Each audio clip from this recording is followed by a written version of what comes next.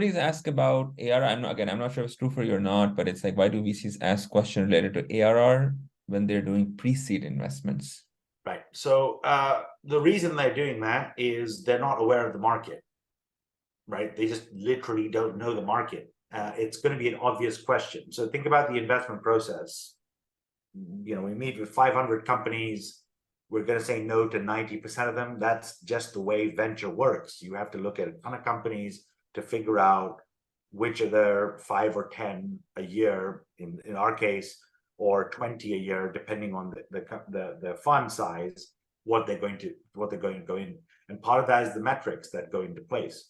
Some depend on ARR, some don't. Some invest in the team. So there are no shortage of investors who invest in pre-seed. There's no product, there's no revenue, there's no customers, and that's totally fine. That's their job. But for that, they are taking a huge risk, and therefore they should basically take the equity that they're asking for. The ones who ask for ARR are probably, candidly speaking, probably haven't read the deck.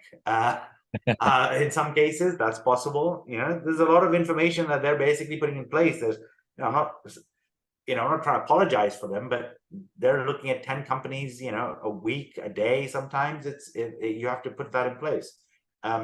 At least be able to talk about what a revenue strategy looks like if you're pre-revenue and if you're seed. Part of that, by the way, is the question is also about being able to understand that you understand how a business works. So you being able to talk about the margins for this business are this shows that you can run a business even with the small customers as a balance sheet. You know what I mean? So a lot of founders actually should spend time actually understanding how a business works. It's not like, oh, I just get this capital, I get these customers. Like, what actually takes this business so you don't run out of money? You can predict what your next fundraise looks like. Those are the best conversations to have.